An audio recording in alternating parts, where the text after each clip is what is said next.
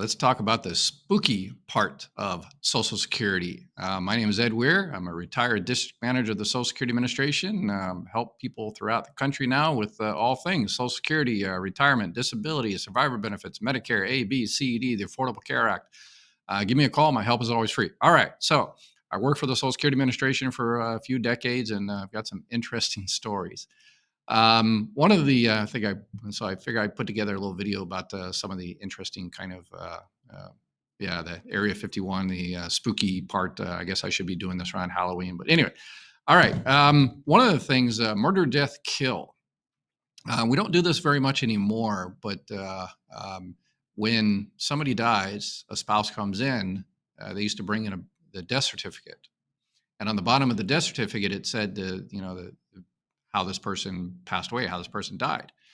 And if it said inconclusive, then what sometimes we would have to do is, make sure the spouse is not, it's not a murder, death, kill, that the spouse is not a suspect in the person's death before we pay out benefits. And so sometime that happened.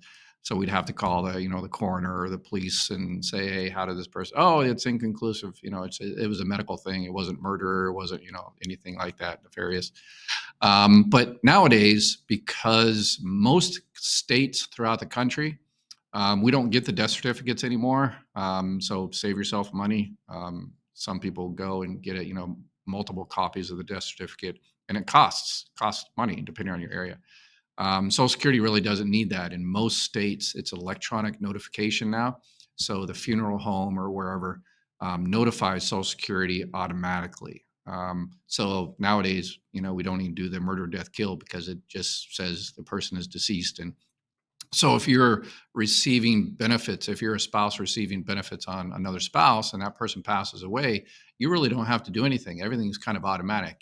Your spouse benefits, your surviving spouse benefits start up automatically. You get that awesome $255 lump sum death benefit automatically. So if your spouse passes away and you're on that person's record and you have already been receiving benefits, partial benefits from that record, you don't have to do anything. Just wait, a week, 2 weeks, 3 weeks, and it should activate automatically. You don't have to do anything.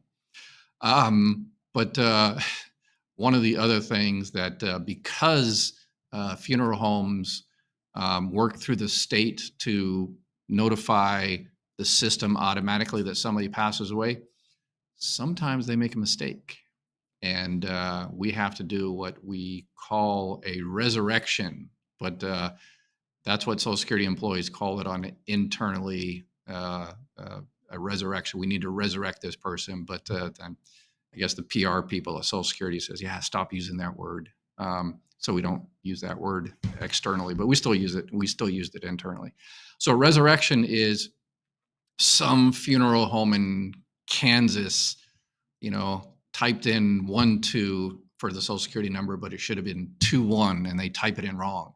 And some random person somewhere in the country with that Social Security number close to the name and date of birth or whatever randomly dies. And their credits, they go to get a car loan or something like that, and their bank account is shut down. Yeah, you're dead. Yeah. And then what about, I'm not dead. So that's usually what happens. It's usually not Social Security's fault. Everybody always blames Social Security. It's interesting. The PR people kind of stopped going on TV. Anytime there is, some person, you probably seen the news report. Oh, this person is dead. Social Security person, Social Security said this person is dead, and they, the mortgage and their banks were closed, and it's all Social Security's fault because it's usually, some funeral home or coroner that, yeah. But so that happens, unfortunately, more times, and it's kind of a no-win situation. So I think the PR people at the SSA, stop going on TV and explaining the situation. They just, let it go, let it be what it is. But it's a nightmare because then that person that was accidentally terminated, killed off, we come into the office and we have to resurrect them from the dead. And so they have to come in personally and bring proof that they're actual that person and they're, alive and all that kind of good stuff. So we have to resurrect people every now and then. So there's that. What are some of the other spooky things? There is a system. I'm sure you've heard of the news. Every now and then, some person was collecting Social Security benefits. Elderly person was collecting Social Security benefits, and turns out they were dead for a few years. And we had one in our community a few years ago that, was in a 55-gallon drum in a storage locker that they found the body, and still collecting checks. And if the body never shows up at the coroner or the funeral home, then how do you know? So you see that, unfortunately, sometimes the relatives or whoever's taking care of that person, is depending on those checks. So they just don't tell anybody and, do something with the body. But if they're receiving Medicare, one of the ways it's, I don't know if I'm giving out internal information here, but it's been reported in different, I think it's public knowledge. You can see it on the internet. But if you have a person that is in their 80s and 90s or so, 70s, 80s, 90s, and they haven't used, they have Medicare and they haven't used Medicare for like 2 or 3 or 4 years, they've never been to the doctor, that's usually a red flag that that person, once you get that age, you usually go to the doctor. And so Medicare notifies Social Security, hey, this person hasn't been to the doctor in like 2 or 3 or 4 years. And so that usually, starts a little process where they go out. We used to do this thing called the Centenarian Project. And it was, we'd go out to the local community and give little cute little certificates. They were nice certificates to people that reached 100 years old. And part of it was because, it was nice.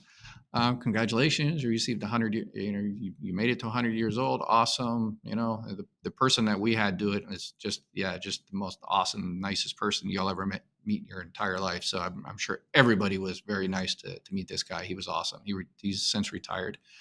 So it was a nice gesture on part of the Social Security Administration, but it was also, part of, okay, let's go out there and make sure this person is actually still around there.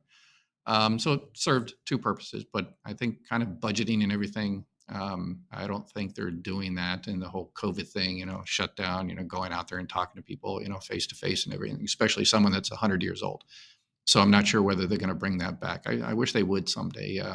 It was a nice little gesture, but there's that.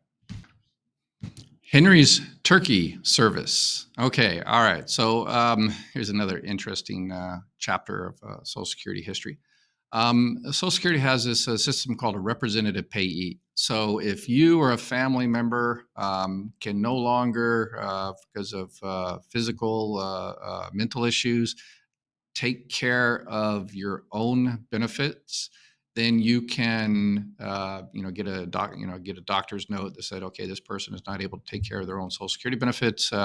You should appoint someone, and will hopefully one of your friends or relatives will step up and be that representative payee.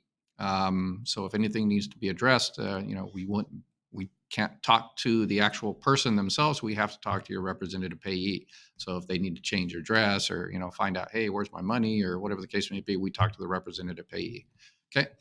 And the representative payee, one of the things they get every year is kind of a report that they have to fill out. The form they have to fill out says, okay, I am the representative payee for my brother or sister, or whatever the case may be, mother or father.